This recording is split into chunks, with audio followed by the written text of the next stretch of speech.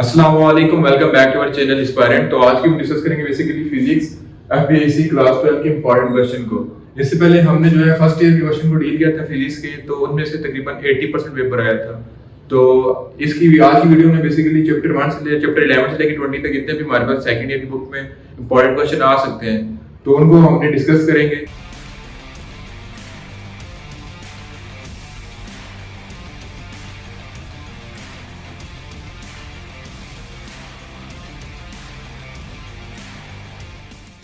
तो इंशाल्लाह उम्मीद है कि पेपर में आ सकेंगे। तो स्टार्ट करते हैं विद द नेम ऑफ अल्लाह, बिस्मिल्लाहिर्रहमानिर्रहीम।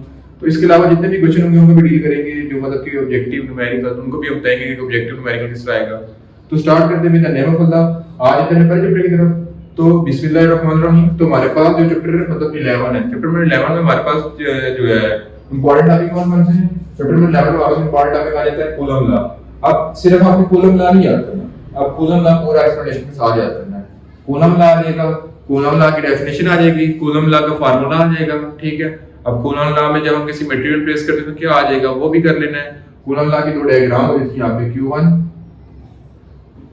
और Q2, दरमियान में ये R और R2 को अभी डायग्राम आते हैं, डायग्राम भी कर लेनी है, ठीक है।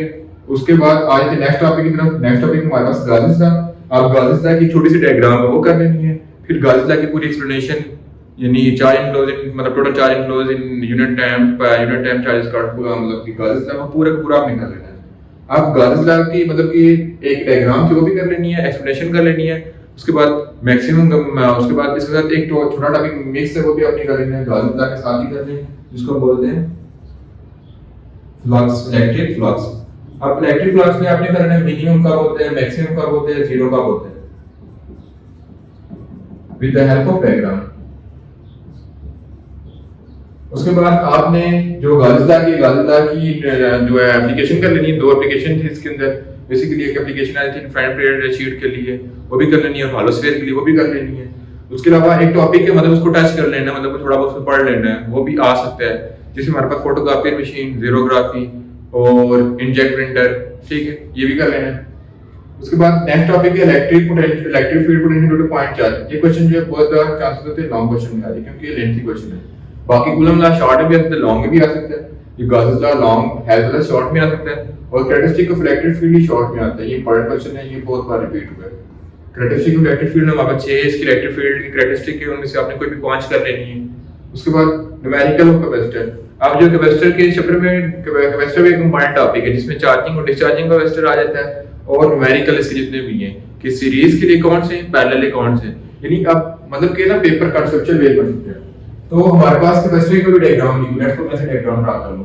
ये कैपेसिटर लगा दिया, ये कैपेसिटर लगा दिया, ठीक है, दोनों आपस सीरीज में लगे, ये लगा दिया, ये बैटरी में लगा दिया साथ। ये आ गया कैपेसिटर C1, ये C2, ये C3 और ये V। अब मुझे कहा जाए कि आपने चार्ज फाइंड करना है, क्रॉस ईच कैपेसिटर, सी करंट फाइंड करना है, वोल्टेज क्रॉस ईच कैपेसिटर, तो इसी रिलेशन आपको आनी चाहिए। जैसे आपको पता होगा कि ये दोनों कैपेसिटर आपस में पैरेलल कनेक्टेड है, सीरीज में कनेक्टेड है, तो पहले इनको पैरेलल में साल के सिंगल एक कैपेसिटर में कनेक्ट कर देंगे, जो होगा C1 और C2 की कॉम्बिनेशन होगी, फिर उसको C3 में ऐड कर देंगे और बैटरी लगा देंगे, फिर कैलकुलेशन कर लेंगे। पहले C इक्विवेलेंट कैलकुलेट कर लेंगे, फिर Q इक्विवेलेंट कैलकुलेट करेंगे, फिर Q1, फिर Q2, फिर Q3 कैलकुलेट कर लेंगे। मतलब इस तरह क्वेश्चन पूछे जा सकते हैं, मतलब ये क्वेश्चन कंसेप्चुअल बन सकते हैं इस तरह के कैपेसिटर के।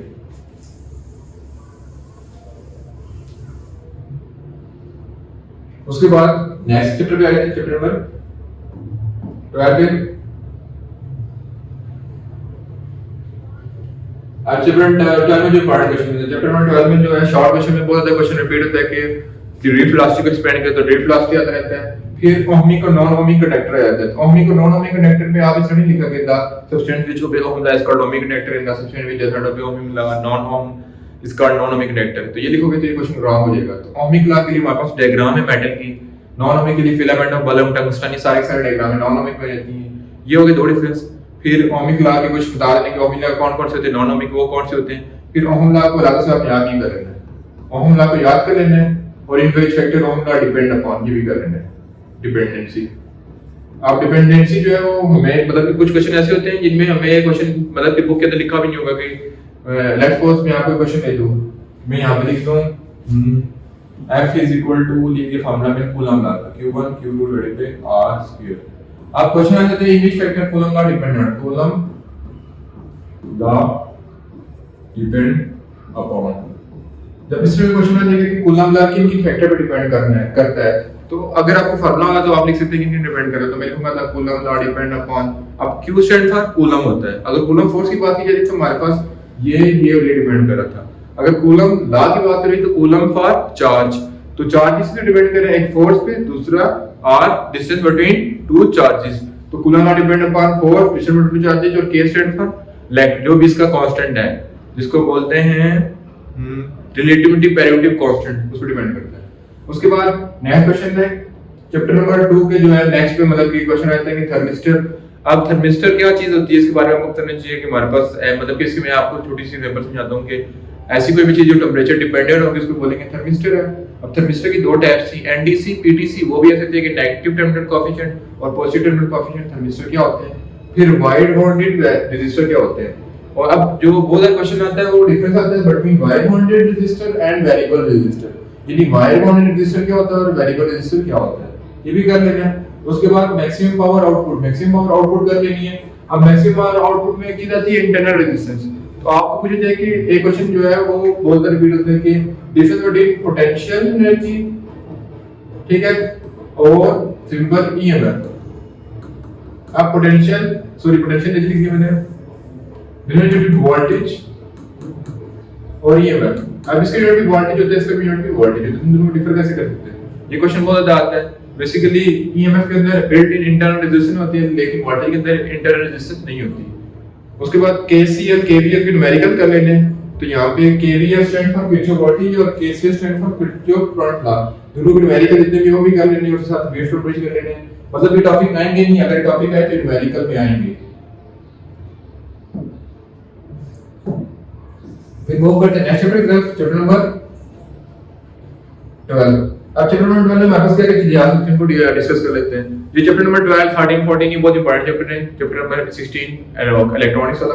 अब चैप्टर नंबर 12 में से लॉन्ग क्वेश्चन बनता है। तो चैप्टर नंबर 12 में जो लॉन्ग क्वेश्चन बन सकते हैं टॉर्क ऑन करंट कैरिंग कोई ये आ सकता है, force on current carrying conductor ये आ सकते हैं, एम्पीयर लॉ ये आ सकता है।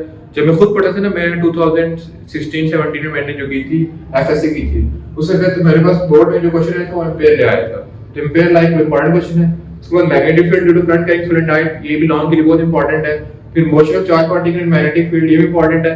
बाकी जो इसके पार्ट है velocity at determination of EMF ratio to electron, ये शॉर्ट में आ सकते हैं। और जो लास्ट में galvanometer and ammeter and voltmeter and digital multimeter, यानी गैल्वेनोमीटर को एमीटर में कैसे चेंज करते हैं उसकी पूरी इक्वेशन। उसके बाद शंट रेजिस्टर क्या होता है, शंट करंट क्या होता है वो आपको बताना चाहिए। और डिजिटल मल्टीमीटर और एनालॉग मल्टीमीटर में डिफरेंस क्या था ये भी कर लेना है। तो एक क्वेश्चन आ सकता है कि ना मतलब कि हाउ, मतलब कि अब मैं आपको थोड़ा घुमा फिरा के क्वेश्चन पूछना चाहता हूं कि how we will use galvanometer as ammeter. तो जो आपने पढ़ा होगा ना गैल्वेनोमीटर एंड एमीटर, वो पूरा लिख देना है, ठीक है। आप अगर लेट्स सपोज क्वेश्चन पूछ दे कि which instrument that is used to calculate galvanometer as well as ammeter as well as ohmmeter as well as क्या कहते हैं कैपेसिटेंस। तो ऐसा कौन डिवाइस होती है जो एम में मतलब कि करंट को मेजर कर सकता है, वोल्टेज को मेजर कर सकता है, रेजिस्टेंस को मेजर कर सकता है और कैपेसिटेंस को मेजर कर सकता है और इंडक्टेंस को मेजर कर सकता है। तो ऐसा क्वेश्चन आपको पूछ जाए तो आप कंफ्यूज हो जाएंगे। तो उसको हम बोलते हैं डिजिटल मल्टीमीटर। मल्टीमीटर नाम से हो रहा है कि जो मल्टी चीजों को मेजर कर सकता है। तो मल्टीमीटर एक वायर चीज होती है जिससे हम करंट, वोल्टेज, इंडक्टर, कैपेसिटर हर चीज को मेजर कर सकते हैं। मतलब इस पे क्वेश्चन आ सकते हैं, मतलब कंसेप्चुअल क्वेश्चन इस तरह ही बनते हैं। तो साथ साथ कंसेप्चुअल क्वेश्चन को भी देखते हैं कि कंसेप्चुअल क्वेश्चन किस बन सकते हैं, वो भी आपको बता देता हूं। अब नेक्स्ट टॉपिक है Faraday law of electromagnetic induction. Faraday law of electromagnetic induction भी कहते हैं कि फैराडे ने जो है इलेक्ट्रोमैग्नेटिक इंडक्शन के बारे में क्या कहा था, और लेंस लॉ। अब लेंस लॉ हर टॉपिक में आता है, मतलब कि नेक्स्ट पोज में लिखूंगा E = -m del I by del t। तो जहां पे भी नेगेटिव साइन आ जाएगा तो आपने कहना है कि Lenz law always oppose its source, यानी लेंस लॉ हर केस में अपने सोर्स को अपोज कर रहा होता है। उसके बाद म्यूचुअल और सेल्फ इंडक्शन में डिफरेंस आ जाता है। तो म्यूचुअल के लिए डायग्राम और सेल्फ के लिए डायग्राम में दोनों डिफरेंस क्या है कि प्राइमरी है, इसमें प्राइमरी सेकेंडरी दोनों होते हैं म्यूचुअल में, और सेल्फ में सिर्फ प्राइमरी को होती है। और उसके बाद in which the factor they depend upon, और म्यूचुअल और सेल्फ इंडक्शन कौन-कौन से फैक्टर पर डिपेंड करते हैं। अब म्यूचुअल इंडक्शन को हम m से लिखा जाता है और सेल्फ इंडक्शन को किससे लिखा जाता है, l से लिखा जाता है, वो भी आपको बताना चाहिए। उसके बाद डीसी मोटर और एसी जनरेटर। डीसी मोटर के कंपोनेंट कौन-कौन से यूज होते हैं, एसी जनरेटर के कौन-कौन से कंपोनेंट वो भी कर लेना है। बैक ईएमएफ क्या चीज होती है? हिस्टोरेसिस, लूप हिस्टोरेसिस, यहाँ पे लूप आती है, नेक्स्ट चैप्टर में लॉस आता है। हिस्टोरेसिस लूप कर लेनी है। उसके बाद पावर लॉस इन ट्रांसफार्मर, यानी जैसे पावर लॉस ट्रांसफार्मर में कैसे होती है कि आप ट्रांसफार्मर को पता नहीं चाहिए कि स्टेप अप ट्रांसफार्मर क्यों होता है, स्टेप अप डाउन ट्रांसफार्मर क्यों होता है। अब इस तरह के ट्रिकी क्वेश्चन आ सकते हैं कि लेट्स सपोज नॉर्मल रूप से क्वेश्चन पूछ जा सकते हैं कि जो हमारे घरों में बिजली आती है वो आई स्टेप अप है स्टेप डाउन है, तो आपको पता होना चाहिए कि स्टेप डाउन कि जो पीछे बिजली आती है वो आती है बेसिकली 132 केवी की, फिर इसको स्टेप डाउन कन्वर्ट करके जो हमारे ट्रांसफार्मर में आते हैं गली वालों के उसमें आते हैं 1100 वोल्टेज आ रही होती है, तो फिर जो हमारे गली वालों में ट्रांसफार्मर का तो उसको स्टेप डाउन करके कन्वर्ट करता है सिंगल फेज के लिए, जो हमारे घरों में यूज होती है उसको 220 में, और जो ट्रिपल 3 फेज होते हैं उनको 440 में कन्वर्ट करके देता है। उसके बाद आपसे पूछिए कि day life example of step down transformer बताएं, तो हमारे घरों में छोटी छोटी बहुत सी एग्जांपल है, जैसे गली वालों का ट्रांसफार्मर हो गया, हमारे घरों में यूज होने वाला चार्जर हो गया जो कि कन्वर्ट करता है 220 को 5 वोल्ट में using step down transformer as well as some resistor. उसके अलावा स्टेप अप ट्रांसफार्मर की बात की, जैसे step up transformer basically use होता है कि जब हमारे पास तरबेला डैम में बिजली जनरेट होती है, वो होती है बेसिकली जो तरबेला डैम में बिजली जनरेट, मतलब कि पाकिस्तान में जो बिजली जनरेट उसकी बात करूं, तरबेला या मंगला डैम में वो जनरेट होती है 32 केवी, मतलब कि इतनी तरबेला डैम में जनरेट होती है। इसका क्या लगता है स्टेप अप ट्रांसफार्मर जो कि बहुत कॉस्टली होता है, स्टेप डाउन ट्रांसफार्मर बहुत सस्ता होता है, स्टेप अप बहुत कॉस्टली होता है। ये कन्वर्ट करते हैं इसको 500 केवी में डिफरेंट डिस्ट्रीब्यूशन में सेंड कर देता है।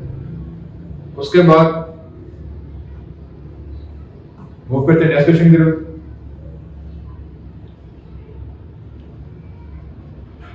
उसके बाद मैक्सवेल इक्वेशन बहुत इंपॉर्टेंट क्वेश्चन। मैक्सवेल इक्वेशन क्या चीज है, इसको कर लेना है। फेज डिफरेंस क्या होता है? फेज डिफरेंस बेसिकली मतलब कि जो है वोल्टेज और करंट के दरमियान फेज डिफरेंस कितने का आ रहा है, फिर ईसीजी ये कर लेना है। उसके बाद जो नेक्स्ट चैप्टर में चीजें हैं, नेक्स्ट चैप्टर नंबर 16 में 15 में sorry, RL resistor inductor capacitor thermistor resistor capacitor inductor का RL series circuit, RL parallel circuit, RLC series circuit, RC series circuit, मतलब सारे सर्किट करने हैं।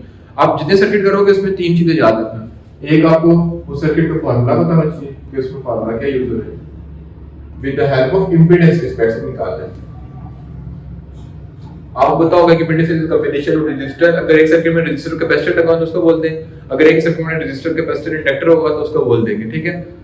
इंपेडेंस आपको फार्मूला आना चाहिए, उसके ऊपर डायग्राम, फेजर डायग्राम इसको बोलते हैं, फेजर डायग्राम पता होना चाहिए। जैसे फेजर डायग्राम लेट्स सपोज में आर सी की नाम तो कुछ ऐसे बनती है, ये रेजिस्टर हो जाता है, सॉरी ये कैपेसिटर हो जाता है, ये रेजिस्टर होती है, ये कैपेसिटिव भी देख सकते हैं, ठीक है। ये होगी फेजर डायग्राम डाल लेनी है। फिर बताना है कि नेक्स्ट चीज होगी लीड और लैकेज, क्या चीज लीड कर रही है, क्या चीज लैग कर रही है, करंट लीड कर रहा है या वोल्टेज लीड कर रहा है, ये बताना है। उसके बाद नेक्स्ट चीज होती है पावर फैक्टर क्या होता है, बेसिकली जो हम वैल्यू कैलकुलेट करते हैं कॉस में, वो बतानी है कि थीटा कैसे कैलकुलेट करते हैं, मतलब कि जो भी सर्किट आ गया, लेट्स सपोज आरएल आ गया, आरसी आ गया, आरएलसी आ गया या पैरेलल आ गया, सीरीज आ गया, तो आपने सारी चीजें मेंशन करनी है। और लास्ट में जो है आरएलसी में रेजोनेंस फ्रीक्वेंसी कैलकुलेट करना, आरएल पे एफ ऑफ आर कैसे कैलकुलेट करते हैं, जो कि होती है 1/√LC के इक्वल होती है, ये बताना चाहिए, ठीक है। उसके बाद जितने भी इसके रिलेटेड न्यूमेरिकल है, चैप्टर के रिलेटेड न्यूमेरिकल सारे अपने कवर कर रहे हैं, ठीक है। फिर नेक्स्ट चैप्टर मूव करते हैं जो कि हमारा चैप्टर नंबर 16 बनता है। अब चैप्टर 16 में आपने कर लेना सबसे पहले, आप मतलब कि इतना टाइम नहीं होगा तो आपने क्या कर लेना है, चैप्टर 16 में monopoly forces question and solid में एक एक्सरसाइज क्वेश्चन होगा, शॉर्ट क्वेश्चन कर लें। तो शॉर्ट क्वेश्चन में ना डिफरेंस लिखोगे कि मोनो में क्या डिफरेंस है, जो मोनो में शॉर्ट कमिंग है वो पोली में कवर होगी, जो पोली में शॉर्ट कमिंग है वो एम4एस में होगी, तो इनके डिफरेंस कर लेने, सिर्फ सिंपल डिफरेंस। पूरा टॉपिक करोगे तो 4 पेज लग जाएंगे, तो जो डिफरेंस करोगे तो आधा पेज बन जाएगा, तो वो कर लेना। फिर बैंड एनर्जी गैप में बैलेंस बैंड क्या होता है, जो बैंड एनर्जी गैप की डेफिनेशन आपको बताना चाहिए। बैलेंस बैंड क्या होता है, कंडक्शन बैंड क्या होता है, वो आपको बताना चाहिए। उसके बाद है पैरा फेरो डाई मैग्नेटिक मटेरियल, तो पैरा फेरो डाई मैग्नेटिक मटेरियल पे भी डिफरेंस कर लेना। और हिस्टैरिसीस लूप, अब हिस्टैरिसीस लूप यहाँ पे एक इंपॉर्टेंट टॉपिक, मतलब कि थोड़ा मतलब डिटेल में करना। अब हिस्टैरिसीस लूप मतलब कि जितना कवर किया हुआ है वो पूरा करना है कि मैग्नेटिक फ्लक्स डेंसिटी में यूज होती है वो क्या होती है, तो पूरा टॉपिक मतलब कि हिस्टैरिसीस लूप पूरे का पूरा आपने कवर करना है। उसके बाद सॉफ्ट एंड हार्ड मतलब कि इसमें सॉफ्ट एंड हार्ड स्टोरेज लो होगा उसको भी कवर कर लेना है, और उसकी कुछ प्रॉपर्टीज होंगी, कुछ स्ट्रेंथ होंगी, ये पूरा का पूरा टॉपिक देख लेना है। मतलब कि शॉर्ट में भी आता है और लॉन्ग में भी आता है। ज्यादातर की जो मतलब कि होती हैं वो शॉर्ट में आता है, लेकिन शॉर्ट में क्वेश्चन बड़ा दिमाग खा के देते हैं, तो इसको डिटेल में कर लोगे तो इंशाल्लाह आपका कवर हो जाएगा। फिर चैप्टर नंबर 17 इलेक्ट्रॉनिक्स, तो ये मोस्ट इंपॉर्टेंट चैप्टर है लॉन्ग के लिए। अब मोस्ट इंपॉर्टेंट चीज है इसमें हाफ वे रेक्टिफिकेशन और फुल वे रेक्टिफिकेशन। अब इसमें जो हाफ वे रेक्टिफिकेशन और फुल वे रेक्टिफिकेशन, इसकी एक आपको डायग्राम बनानी चाहिए। डायग्राम में कुछ लगे होते हैं, एसी सोर्स लगा होता है, डायोड लगे होते हैं, रेजिस्टर लगा होता है और एक ट्रांसफार्मर लगा होता है। ठीक है, ये इसकी डायग्राम होगी। और एक इसकी इनपुट डायग्राम होती है, वो भी बनाना चाहिए, जो कुछ हिस्सा होती है। और आउटपुट डायग्राम, अगर मैं बात करूं हाफ की, वो ऐसे बनती है। ठीक है, इस तरह फुल की भी आपको बनानी चाहिए कि फुल की आउटपुट डायग्राम कैसे होती है, वो कुछ इस तरह बनती है।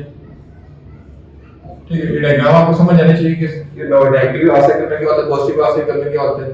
अगर आप इसमें कोई एरिया ना, मतलब कि half replication full replication is the most important question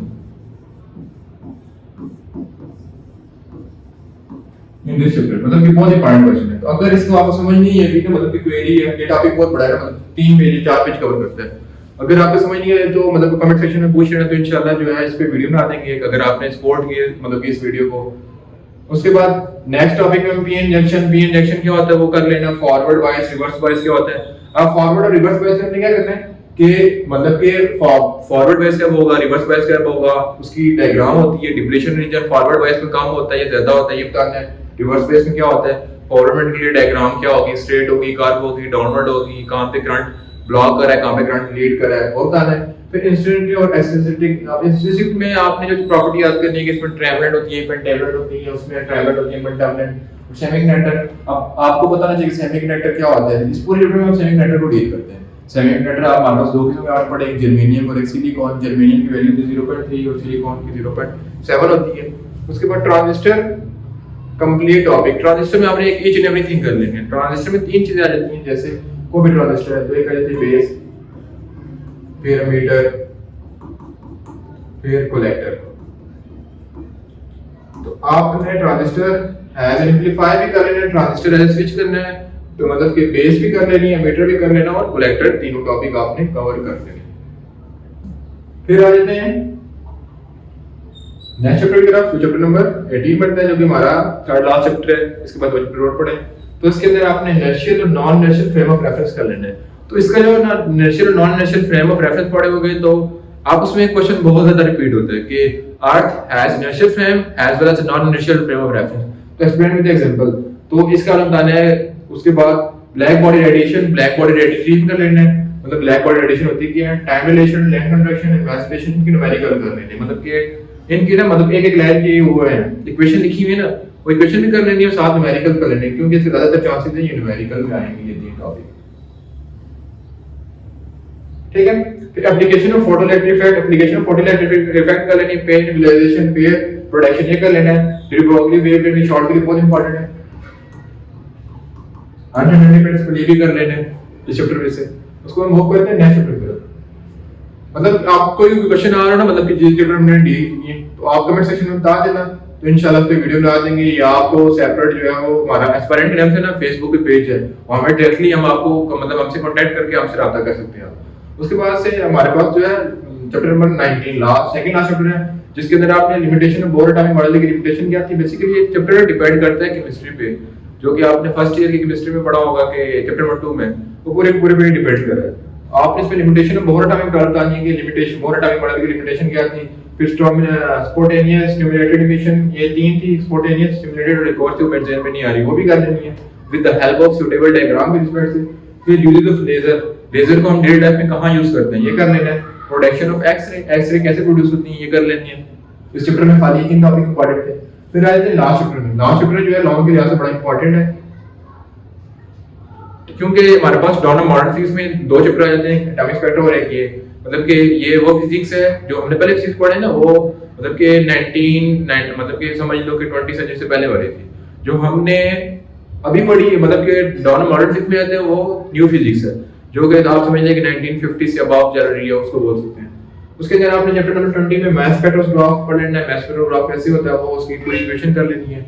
math defect binding energy ये बहुत इंपॉर्टेंट टॉपिक है long as well as short के लिए। ये आपको पता है न्यूक्लियर रेडिएशन ये भी इंपॉर्टेंट टॉपिक है। न्यूक्लियर रेडिएशन में अल्फा बीटा गामा, अल्फा में हीलियम बना होता है, बीटा में इलेक्ट्रॉन निकल होता है, सारे आपने पढ़ लेने हैं। उसकी इंटरेक्शन ऑफ रेडियोएक्टिविटी में मैटर और इंटरेक्शन ऑफ मतलब की रेडिएशन विद मैटर, मैटर से क्या इंटरेक्शन बनती है अल्फा बीटा गामा की वो कर लेनी है। न्यूक्लियर फिजन क्या होता है कंप्लीट डिटेल में कर लेना है, उसकी एग्जांपल कर लेनी है। न्यूक्लियर फ्यूजन क्या होता है उसकी डेफिनेशन कर लेनी है, एक उसकी होगी क्या कहते हैं उसको इक्वेशन वो कर लेनी है और लास्ट में उसकी एग्जांपल कर लेनी है। Type of reactor hard on photon वो कर लेने हैं। क्लासिफिकेशन ऑफ पार्टिकल कर लेने हैं। जो क्लासिफिकेशन ऑफ पार्टिकल है जैसे पिछली बार क्वेश्चन तो वही है था लेकिन ऑब्जेक्टिव क्वेश्चन आ गया, ठीक है। और क्या चीज रहेगी बेसिकली ये आपने कवर कर लेना है। उसके अलावा चैप्टर वाइज में आपको फिर एक चीज रिवाइज कर लेता हूं कि मतलब कि कौन चीजें इंपॉर्टेंट है। चैप्टर 1 में से हमारे पास कूलम लॉ इंपॉर्टेंट है, गाउस लॉ इंपॉर्टेंट हो गया। चैप्टर नंबर 2 में से जो है वो चैप्टर नंबर 2 में से जो है वो ओहम लॉ इंपॉर्टेंट है, थर्मिस्टर इंपॉर्टेंट है। चैप्टर नंबर 3 में से जो है मैग्नेटिक फील्ड वाला इंपॉर्टेंट आ गया। इसमें से मतलब ये ना जो आप लेट्स सपोज हमने तो डील कर लिया, अभी तो लॉन्ग क्वेश्चन डील कर लिया, सब्जेक्टिव डील कर लिया, ऑब्जेक्टिव हमारे पास कैसा होगा, न्यूमेरिकल कैसे होंगे, तो उनको मैं बता दूं कि जो हमारे पास होगा बेसिकली न्यूमेरिकल के जो टाइप ज्यादा क्वेश्चन आते हैं वो चैप्टर नंबर मतलब कि जिस चैप्टर को थ्योरेटिकल कम टच कर रहे हैं उसमें से न्यूमेरिकल ज्यादा देंगे। न्यूमेरिकल जो ज्यादातर चांसेस बनते हैं मतलब चैप्टर वाइज तो वो चैप्टर नंबर 2 में से बनते हैं, चैप्टर 3 4 ठीक है, चैप्टर 4 में से बन गए, फिर चैप्टर नंबर 7 में से इलेक्ट्रॉनिक्स वाले चैप्टर में से बनते हैं, उसके बाद चैप्टर लास्ट चैप्टर से बनते हैं न्यूमेरिकल, ठीक है। और ब्रोगली वाली इक्वेशन से बहुत ज्यादा बनते हैं, डी ब्रोगली वेवलेट की इक्वेशन से बहुत ज्यादा न्यूमेरिकल बनते हैं। उसके अलावा जो है मतलब कि ऑब्जेक्टिव कैसे बनता है, ऑब्जेक्टिव ज्यादातर बनता है चैप्टर नंबर 14 में से जो है मैग्नेटिक फील्ड वाले चैप्टर में से कि मैग्नेटिक फ्लक्स डेंसिटी क्या होता है, मैग्नेटिक फ्लक्स डेंसिटी कन्वर्ट किया है, टेस्ला है, वेबर है, ठीक है। इसमें का ऑब्जेक्टिव आ सकता है मतलब कोई भी चीज होगी इसका यूनिट के बारे में दो ऑब्जेक्टिव उधर से कवर हो जाते हैं।